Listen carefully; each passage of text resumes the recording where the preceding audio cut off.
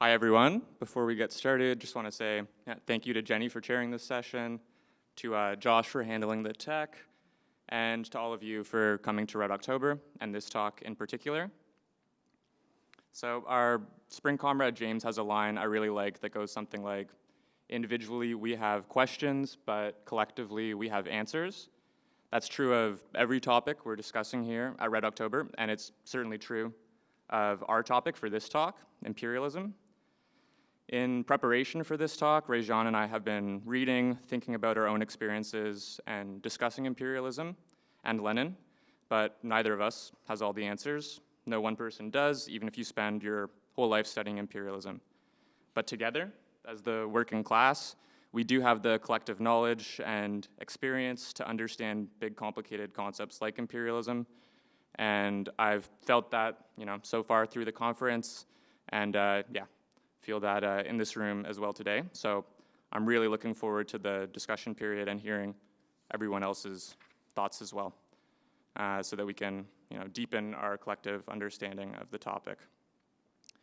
So we're structuring the talk into 4 sections. First, I will go over Lenin's view of imperialism and how imperialism has evolved since Lenin's time.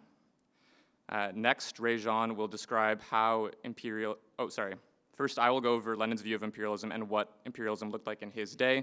Then Rajean will describe how imperialism has evolved since Lenin's time and what it looks like today. And then we will look at 2 key anti-imperialist struggles that are going on currently and how we in so-called Canada can support these struggles using insights from Lenin.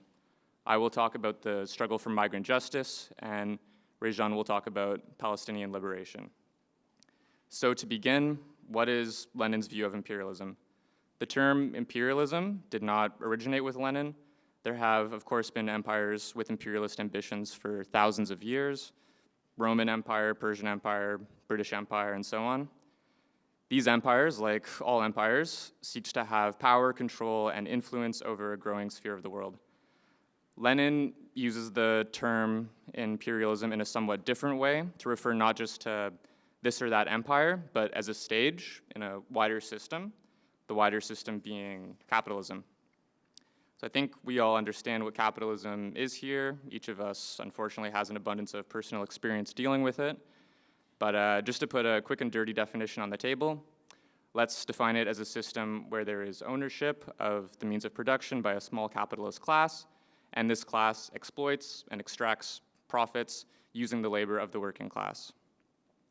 Lenin argued that in his time, capitalism had evolved into its highest stage, and this stage was imperialism. So what characterized the transformation to this stage? According to Lenin, it was the, quote, substitution of capitalist monopolies for capitalist free competition, end quote. So we still have capitalist ownership of the means of production, but this ownership is becoming increasingly concentrated and monopolistic. For instance, imagine a country in which the grocery, telecommunications, oil, airline, banking, so on, industries were each respectively controlled by a small handful of companies. Hypothetical example. In his day, Lenin observed that this concentration of companies was most strikingly the case in the quote-unquote advanced capitalist states, i.e. Germany, England, and the US. But what is the relationship between monopoly and imperialism? So as this monopolization or concentration occurs in the major capitalist states, they have to look beyond their home state for markets, resources, labor, and especially in the case of banks, investment opportunities.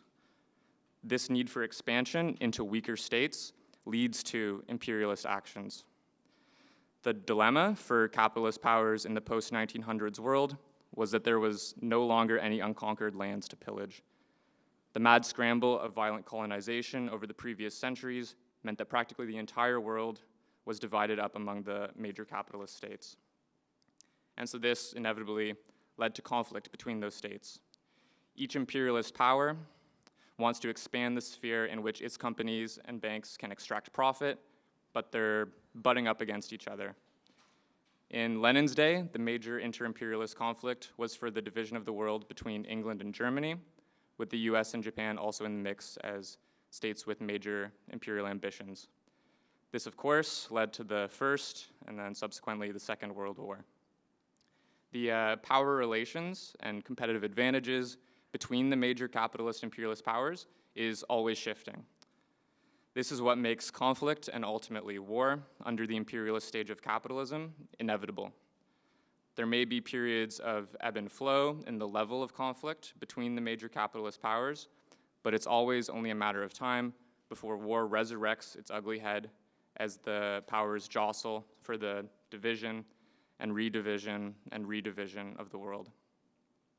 Lenin believed that our main job as revolutionary socialists was to fight the enemy at home, in our country, i.e., our ruling class. For Lenin, the Russian ruling class was the Tsarist regime, the landlords, and the bourgeoisie who controlled the workplaces. They are separated from the rest of us, the working class, the people who are exploited by and create wealth for the ruling class under capitalism. Our war is with them, not other imperialist powers. This is why in 1917, Lenin called for turning the imperialist war into a civil war. And what he meant by this was that instead of fighting on the side of one imperial power against another, we should be fighting for our side, the workers, against our enemy, the ruling class. Which was, of course, exactly what the Russian working class did in 1917 when they refused to continue to be slaughtered in the imperialist World War I and instead overthrew the Tsar and seized worker control of the state. So that's a brief introduction of Lenin's view of imperialism, and now I'll hand it over to Rajean to talk about how imperialism has changed and not changed since then. Thank you so much, Spencer, for what I think is a clear and accessible analysis on Lenin's view on imperialism. And I think that leaves us with many questions about how Lenin's insights into an imperialism are relevant today. What about since World War II? Are we still living in a stage of imperialism as Lenin defined it, where powerful capitalist states compete for control of global markets and resources? Does this competition still lead to conflict and war? I think the answer to all of these questions is yes. Imperialism today doesn't look exactly like it did in Lenin's time or in Marx's. The world has changed, capitalism has changed. Capitalism is this incredibly flexible entity. It reshapes itself in order to survive and thrive under new conditions. It's constantly shifting as a system, absorbing and adapting to whatever comes its way in order to maintain its dominance. And so we may no longer see explicit colonies, as Spencer just described, through which imperialist countries extract profits, but they are still control profit extraction. And the monopoly stage Lenin identified, that still holds true. And so what do monopolies look like today? In Lenin's time, monopolies were concentrated within a few powerful capitalist states, and today we have multinational corporations. These are companies that are based in one country, but their influence and control spread across the entire world. We can think of corporations like Unilever, which is based in Netherlands and the UK, or PepsiCo, which is based in the United States, or even look at a company like Barrick Gold, which is based right here in Canada, which controls vast mining operations across multiple continents. And so what does that control look like today? No longer are powerful capitalist states using less powerful ones as explicit colonies. Instead, they use a combination of economic policies and military pressure to achieve the same ends. And we've seen this many times before. Coups to install business-friendly leaders, structural adjustment programs from the IMF and the World Bank, sanctions, military interventions, you name it. Sometimes these methods of control are covert and subtle, but when a state tries to make even the most modest anti-capitalist reforms, the pushback from imperialist powers is quick and often devastating. And we could just look at the US's actions, the 1953 coup in Iran, the removal of Lumumba in Congo, the overthrow of Sukarno in Indonesia in the 1960s, Allende in Chile in the 1970s, the brutal sanctions on Venezuela, and the full trade embargo on Cuba. The list goes on. So now I think let's talk about war. Has imperialist war changed since Lenin's time? I think undoubtedly, of course, a lot of time has passed. In Lenin's day, we saw major imperialist states, Germany, Britain, the US, Japan, fighting over who would dominate global markets. And this competition led to World War I and then World War II. Since then, the balance of power has shifted. During the Cold War, imperialism took the form of a struggle between American and Soviet imperialism. But instead of direct conflict, we saw proxy wars in Korea, Vietnam, Afghanistan, and numerous coups and covert interventions. After the Cold War, the US emerged as the dominant imperialist power. And for decades, American hegemony seemed unchallenged. And the US maintained its global supremacy largely through military force. Iraq and Afghanistan are prime examples of this. But what about now? While the US remains the most powerful capitalist state, we are seeing its dominance start to slip. Other states are rising, China's GDP is almost equal to the US's, and Russia is becoming more willing to take imperial action against US allies like in Ukraine. And so what does this mean? It means that we could be entering another period where the global division of power is up for grabs. And when that happens, the possibility of imperialist world war becomes very real. Now, Chris Harman offers a really sharp analysis of this evolution. He points out that while we've seen the rise of multinationals and globalization, the role of the state has not diminished. In fact, it has become even more crucial. States and multinationals are deeply interconnected. Corporations rely on states to protect their interests, and we see this in everything from taxation policies to military intervention. And Harman is clear, these corporations need states to protect their global web of interest. And this is exactly what we see when imperialist powers stage coups, apply economic pressure, and use military force to maintain control over global markets.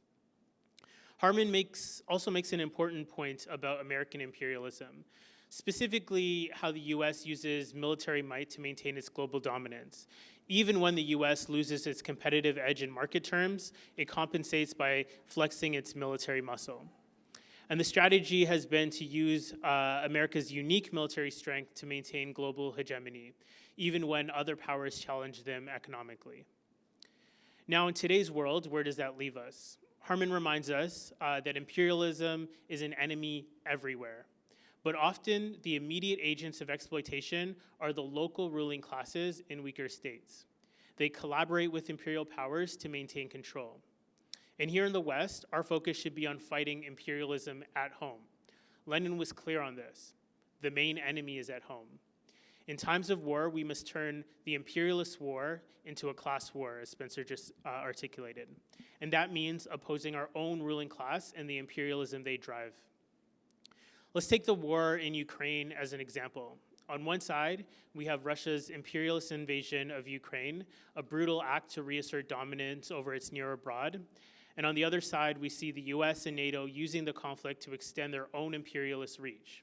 As Rob Ferguson outlines, this war is not merely a regional conflict, but part of a larger confrontation between global imperialist powers stretching across the Eurasian fault line. NATO's eastward expansion, the militarization of Eastern Europe, the US strategy of containing both Russia and China have turned Ukraine into a battlefield for rival imperialisms. We must resist the temptation to side with one imperialist power over another. As Ferguson reminds us, this is an inter-imperialist conflict, one where neither Moscow nor Washington has the interests of the Ukrainian people at heart. The role of NATO, the pouring of weapons into the region, the escalating tensions across Eurasia demonstrate the imperialist competition at play, which echoes the dynamics of previous imperialist wars. Our task then is not just to impose the Russian invasion, but also NATO's role in escalating the conflict. And by doing so, we stay true to Lenin's principle: the main enemy is at home. The war is a stark reminder that imperialism remains the driving force behind modern conflicts, and it is the working class in Ukraine, Russia, and beyond that bears the brunt of these rivalries. This analysis also extends to struggles in the developing world, such as Bangladesh. While the local ruling class is tied to imperialist forces, the revolutionary potential lies in challenging both local oppressors and their imperial backers, as Sarah Shahi discusses in her recent articles and podcasts through Spring on Bangladesh. The fight for justice there must target both the local elite and the imperial forces that sustain their power. In all these struggles, the lesson is clear. Imperialism today, just as in Lenin's time, is a global system that sustains itself through war, exploitation, and domination of weaker nations.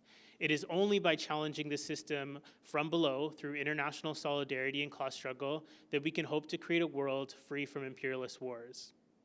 And so to wrap up on this point, imperialism today might not look exactly like it did in Lenin's time, but the same dynamics of monopoly, capitalism, global competition, and conflict are still with us. And as revolutionary socialists, our job is to fight imperialism, both by supporting oppressed nations and, crucially, by opposing our own imperialist states. As Lenin said, the main enemy is at home, and the struggle against imperialism is ultimately part of the broader fight against capitalism itself. And I'll hand it back to Spencer.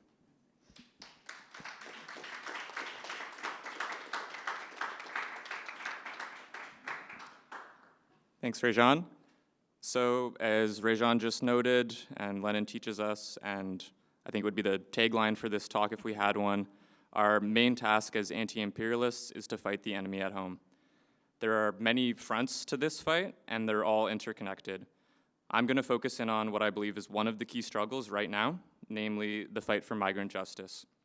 This fight in itself has many different dimensions. Migrant justice means fair wages and safe working conditions for all migrant workers. It means accepting all migrants who wish to move to Canada and recognizing that these people are often leaving countries facing issues that are a direct result of Western imperialist policies. It means fighting anti-immigrant racism and the rise of fascism within Canada. And it means granting permanent resident status for all migrants and refugees who are here now and who will arrive in the future. There are a couple of reasons why I think that migrant justice is one of the key anti-imperialist struggles right now in Canada. The first is that the main enemy to migrant justice is undoubtedly at home. When we organize to change Canada's immigration policies, we're aiming directly at the politicians in our city, our province, and our country. This means that we can exercise our pressure on them directly. We can hold a rally in front of their office, we can pester their staff with daily calls, we can organize to ensure they aren't reelected, we can ask them at a community barbecue why they haven't called for status for all. The opportunities are endless. But we must also aim at the other members of the ruling class in Canada, the landlords who overcrowd and overcharge migrant renters, the bosses who steal wages from migrant workers, the mining companies with their headquarters in downtown Toronto, who destroy the climate and exploit workers in the global south, workers who are friends, family, and comrades of migrant workers in Canada. Actions can be directed not only against politicians, but these oppressors in our country as well. The second reason migrant justice is one of the key anti-imperialist struggles right now is that we need migrants in our anti-imperialist movements, and we need to be united with them. My comrade Samuel, over there, wrote a great piece for Spring that made this point quite strongly. He wrote, quote, "Migrant workers are internationalists simply because of their connections to their homelands. Most migrants came from places devastated by Western imperialism's greed. Migrants bring not only food, music, and culture, but also their unique experiences of capitalist oppression and rich traditions of resistance organizing. Migrant workers are uniquely positioned to be members, experts, and leaders in any anti-imperialist movement in so-called Canada," end quote. So this analysis is absolutely correct. We cannot hope to successfully fight imperialism in Canada if we do not learn from those who have direct experience of what it's like to be oppressed by an imperial power. This includes not only migrants, but also Indigenous peoples on Turtle Island who have to be members and leaders within our movements if they're going to be successful. All of us, as the working class, have to be united. If we're not united, we won't win. The ruling class puts a lot of energy into trying to divide us in any way they can, including by immigration status. You can think of the racist, anti-immigrant rhetoric we hear all the time from politicians, more overtly on the right, but also by liberals, which I'll come back to shortly. You hear rhetoric that blames immigrants for the supposed scarcity of affordable housing, good jobs, and public services. And this is strategic on their part. If we're fighting each other, then we're not fighting them. That's why we must put the blame where it belongs, not with migrants, but with the billionaires, landlords, corporations, and governments that do their bidding. So the third and final reason migrant justice is a key anti-imperialist struggle is that this struggle is increasingly exposing one of the primary contradictions at the heart of Western imperialism. The dominant quote-unquote value system of Western capitalism is liberalism, which we can define roughly as the belief in individual rights, civil liberties, democracy, and the free market. So the mutual holding of these values has, of course, never been tenable. Capitalist states have always trampled on individual rights and democracy in order for capitalists to increase their profit in the quote-unquote free market. But increasingly, the failure of liberalism to live up to its supposed values is becoming obvious to more and more people around the world, both in the global south, where the hypocrisy of Western imperialism has been clear to many for quite a while, but also in the Western imperial core. The genocide in Gaza by Western imperialist states is the most striking example of this, and Rajean will speak more on this struggle shortly. But the position of Western imperialist states regarding Palestine also signals their wider position when it comes to the global south and immigration. On October 15th last year, Colombian President Gustavo Petro sent out a tweet on this point, which I'll read part of now. Quote, "What we see in Palestine will also be the suffering of all the peoples of the South. The West defends its excessive consumption and its standard of living based on destroying the atmosphere and the climate. It knows that this will provoke an exodus from the South to the North. To defend against this exodus, it is preparing to respond with death. Its policy seeks to defend the consumption bubble of the rich and not to save humanity, whose majority is disposable like the children of Gaza. That is why there are strong anti-immigration policies, concentration camps for immigrants, and thousands dead in shipwrecks," end quote. So as the number of people forced to leave their country because of climate catastrophe and political and economic instability increases, imperialist states will continue to do what they've done since Lenin's day: fight for the division of the world. They will not do what is necessary to combat climate change, and they will let millions upon millions die if it's in their best interests as an imperial power. No concern for individual rights, civil liberties, and democracy. So as the mask of liberalism slips off, we're left with Rosa Luxemburg's, unfortunately, ever-prescient choice between barbarism and socialism. Fighting for migrant justice is one of the key struggles we must win in Canada if we are to push back against barbarism and imperialism and to push forward international socialism and anti-imperialism. If we lose this fight, then we will see Canada become increasingly nationalist, racist, militaristic, and imperialist. If we win, then we will see a deepening of solidarity among the Canadian working class as a section of the internationalist working class, and a strengthening of our ability to fight our imperialist state and maybe one day even replace it. But this all begs the question, how do we fight for migrant justice? Well, first, you can follow and support the work of migrant-led organizations in Canada, groups like the Migrant Rights Network, Migrant Workers Alliance for Change, and Rajean Support Network. Sign their petitions, join their phone zaps, share their posts, show up for their rallies, and if you're in a union, ask your union to endorse their rallies. In addition to these actions, it's also important to have one-on-one conversations about migrant justice with your friends, family, and coworkers. We need the anti-imperialist movement to keep growing. This growth happens one person at a time. I know that each of us here can probably think of someone right now who likely supports migrant justice but isn't active in the movement. From the outside looking in, it can be intimidating or confusing to figure out how to participate in a movement, even one you care deeply about.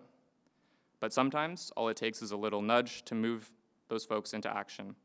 So next time you go to a rally, invite a friend who's never been to a rally.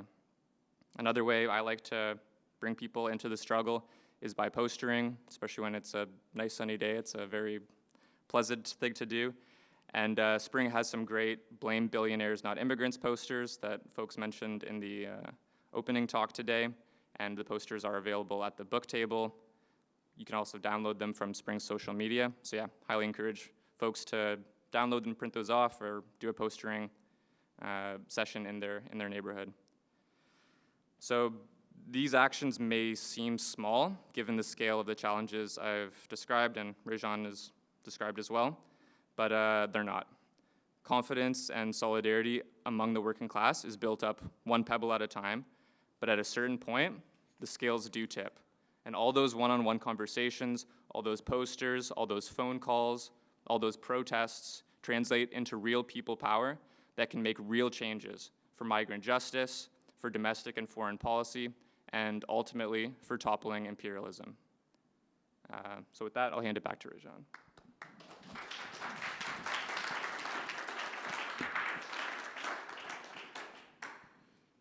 Thank you, Spencer. Okay, so as we've discussed, Lenin's theory of imperialism teaches us that imperialism is not just a feature of capitalism, it is its highest stage. And under the system, powerful capitalist states vie for control over the world's resources, labor, and markets, extending their dominance through a combination of economic exploitation and military force. And nowhere is this clearer today than in Palestine. For over 75 years, Palestine has been subjected to a brutal occupation that mirrors the dynamics Lenin described. Imperialist powers seeking to dominate a weaker nation through a combination of violence, dispossession, and economic control. In the case of Israel, the occupation of Palestine is backed and sustained by Western imperial powers, particularly the United States, with strong financial and political support from Canada and other allies. Lenin's theory emphasizes that imperialism is about monopolies seeking new territories to exploit. Today, multinational corporations and imperialist states support and profit from the Israeli occupation of Palestine. Canadian charities and corporations are complicit in this imperial project, as we've seen with entities like the Jewish National Fund of Canada, which has funded the dispossession of Palestinian land for decades. Over $6 billion in taxpayer-subsidized donations have been funneled to Israel through Canadian charities, which was recently outlined by Yves Engler in a recent Spring article. And just as Lenin argued that monopolistic capitalist interests drive imperialism, today we see the occupation of Palestine fueled by economic and military interests, propped up by imperialist states. Israel's military domination over Gaza and the West Bank is reinforced by weapons funded by the US and Canadian taxpayers, supporting a genocide that profits the military-industrial complex and bolsters the strategic control of the Middle East.